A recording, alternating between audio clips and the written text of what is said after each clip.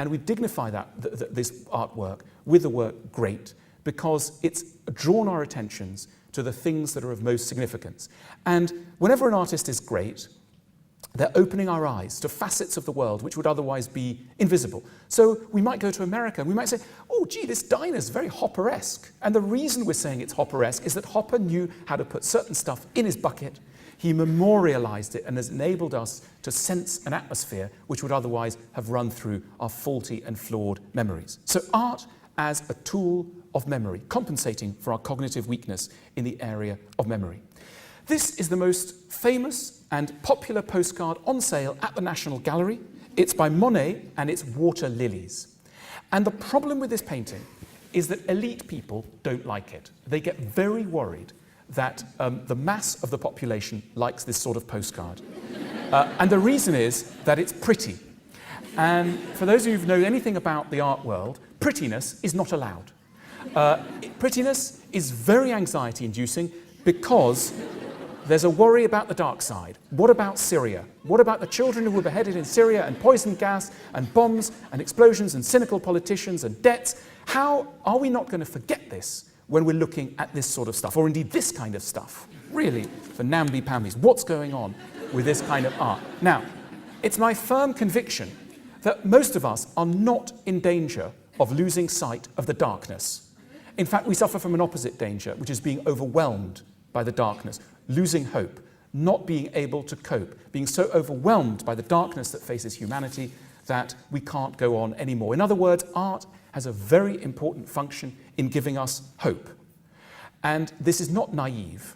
And indeed, the more the simple images of happiness touch us, the more it's a sign that there's a lot of darkness in our hearts.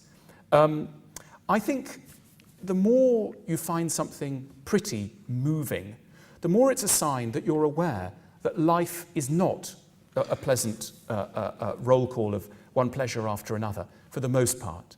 We start to be moved by the small moments of beauty that artists are very good at training our eyes to, once we start to get to know the whole deal, which normally, I don't know, well, certainly over 30, you're starting to get a picture of it.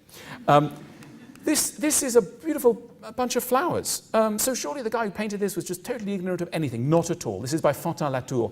And 19th century France has produced lots of agonized artists, Baudelaire, etc. But this guy really takes the biscuit. He had syphilis, didn't get on with his mother, didn't get on with his father, he had money problems, etc. And yet he kept painting this. What's going on? Is he an idiot? Why can't he paint the dark stuff and beheaded children? What's he doing? The reason is that he was so aware of the darkness, he used this as the life raft, and the reason why one senses in this something which is not sentimentality but prettiness is that the guy knew about the dark side. Sentimentality is an attachment to the good that refuses to countenance the bad. But an engagement with prettiness, an adult engagement with prettiness, of course recognizes that it is an exception and an island in an otherwise dark world, and that's why it gains value. So don't be embarrassed of pretty flowers and water lilies. That's what art can do. Art restores hope, and prettiness is an essential part of its mission.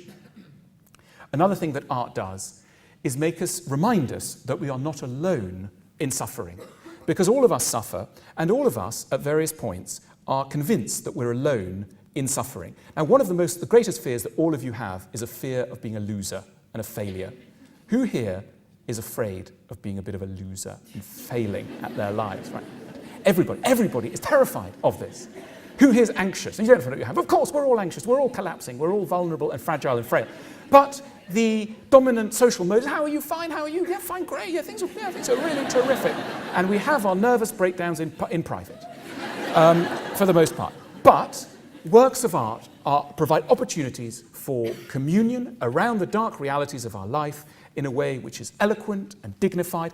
On the screen, you've got a wonderful sculpture by the great American sculptor Richard Serra. It's called Fernando Pessoa, for those of you who know Pessoa, Portuguese poet of sadness and grief and melancholy. It's a giant symbol of the role of sadness in our life. It's a big, hulking, melancholic thing. It's the Nelson's column of sadness. And it's nice to have that sort of stuff around. It's like putting on a Leonard Cohen CD when things are bad. It doesn't drag you down.